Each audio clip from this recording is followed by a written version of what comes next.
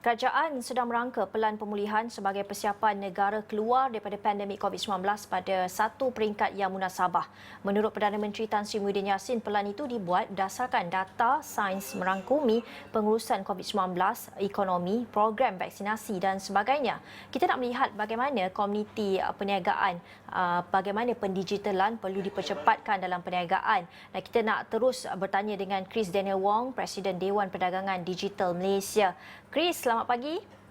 Ya, selamat pagi Gigi. Chris, menjelang pada exit strategi yang mungkin diumumkan Tan Sri Muhyiddin Yassin dalam masa terdekat, apakah tiga fokus utama yang perlu diberikan kerajaan terhadap perniagaan dalam merangka exit strategi ini? Pendapat saya antara dua ataupun tiga fokus utama.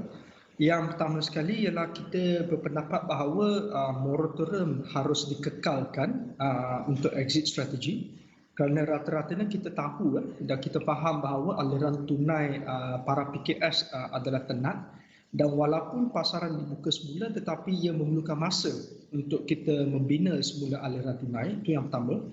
Yang kedua, geran-geran ataupun bantuan-bantuan untuk para PKS meneruskan pendigitalisasi mereka harus dikekalkan.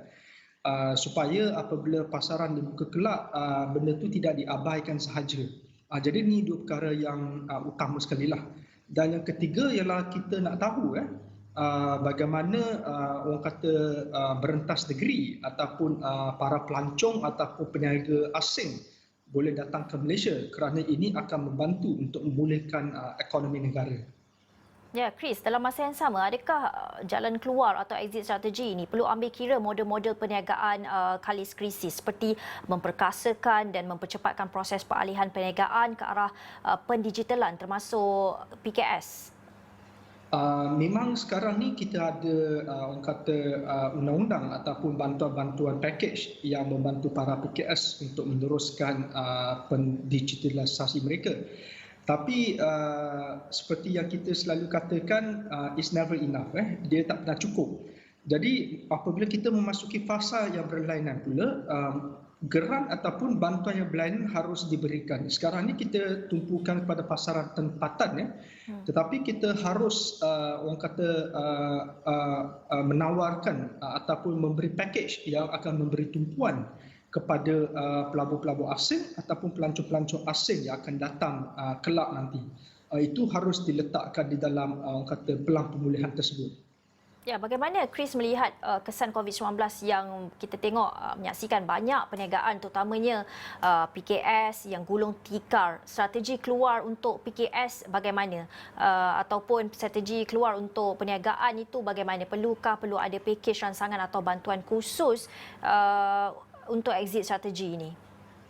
Kalau kita lihat pada PKP 1.0, ramai PKS yang mendapat bantuan SRF. Jadi saya rasa benda ini adalah bagus dan kita harus orang kata perkenalkan lagi banyak pakej SRF yang serupa. Kerana seperti yang Gigi sebutkan tadi, apabila kita memasuki fasa yang berlainan, apabila kita di dalam pelan pemulihan, para PKS memang perlukan suntikan kewangan supaya mereka boleh memasuki fasa berlainan. Tak kala sekarang ini para PKS sedang tenat, nazak. Jadi boleh kita katakan bahawa mereka tiada aliran tunai langsung untuk memasuki fasa pemulihan. Jadi pihak kerajaan dan pihak bank kita suruh supaya mereka dapat membantu para PKS untuk orang kata memberikan suntikan aliran tunai kepada mereka agar mereka boleh bernafas dan memulihkan perniagaan mereka. Ya, Chris, selain daripada bantuan dan juga pakej rangsangan, antara perkara yang antara jalan keluar ketika ini yang kita lihat kepada semua adalah vaksinasi itu sendiri. Bagaimana pemerhatian Chris melihat kepada usahawan? Adakah mereka ketika ini perlu diberikan satu program khas vaksinasi kerana mereka penggerak utama ekonomi? Pandangan Chris? Pandangan saya memang kita perlukan para peniaga.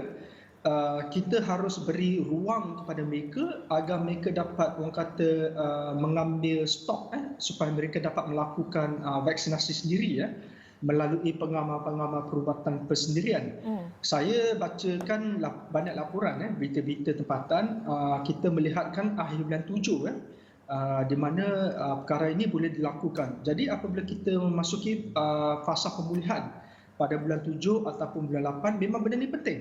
Penting supaya private sector boleh melakukan orang kata suntikan vaksinasi mereka sendiri, supaya kita boleh percepatkan lagi pemulihan industri, pemulihan sektor ekonomi dan juga membuka sempadan kita untuk merentas negeri dan juga memasuki sempadan negara kita.